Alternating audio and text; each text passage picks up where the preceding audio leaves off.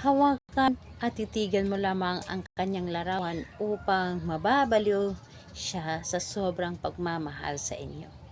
Hello mga guys, kumusta kayo? Panibagong araw, panibagong video na naman tayo. And sa araw na ito ay isa na namang video ang aking ituturo sa inyo na simpleng gabay o simpleng pamamaraan na makakatulong sa atin. At bago ang lahat, gusto ko lang mag-disclaimer sa mga taong hindi naniniwala at hindi gusto ang mga kagaya nitong video. Please skip this video. And maghanap kayo ng videos na gustong gusto nyo dahil ang video na ito ay para lamang ito sa mga taong naniniwala and gusto mag-try. Sa lahat po ng mga nagko-comment dito sa aking video dito sa loob ng aking channel, mag-ingat sa lahat ng mga nagre-reply sa inyo na dinadala kayo sa kanilang WhatsApp and Imo app upang makaiwas po tayo sa scam. Ngayon po ituturo ko sa inyo paano siya mababaliw sa sobrang pagmamahal sa inyo.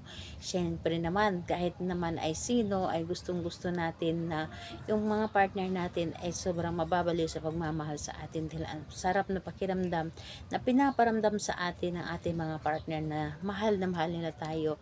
Yung tipong pinaparamdam ng ating partner sa atin na sobrang importante tayo sa buhay nila.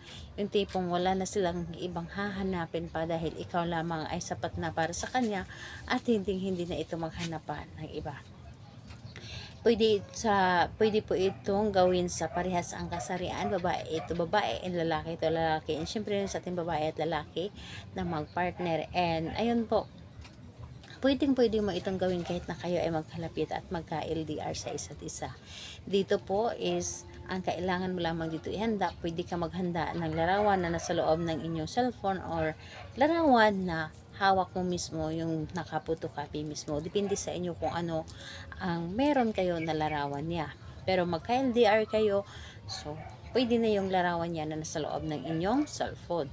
So, ayun po, kapag handa na yon, dapat mo lang i-claim sa iyong sarili na gustong-gusto mo itong gawin. I-claim mo na ito ay para sa inyo, makakatulong ito sa inyo at buo ang loob mo na gumawa nito, tiwala at paniniwala.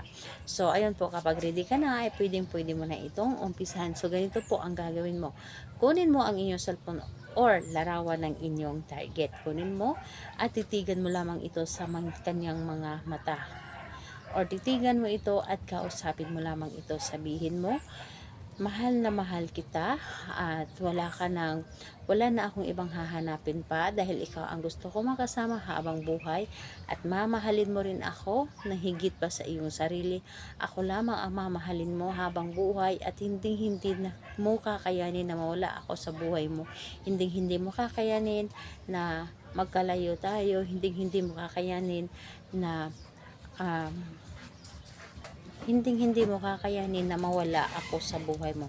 So, yun lamang ang iyong sasabihin. Lahat po ay sasabihin mo. E, syempre, huwag mong kalimutan na sambitin ang kanyang pangalan mismo upang mapapa sa kanya ang tama ng iyong mga ginagawa.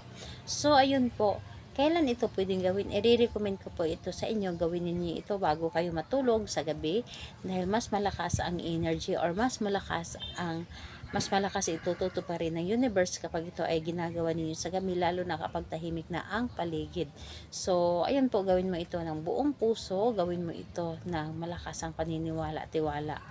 So, ayun po, think positive lamang. Salamat po sa inyo. Bye bye everyone. God bless us all.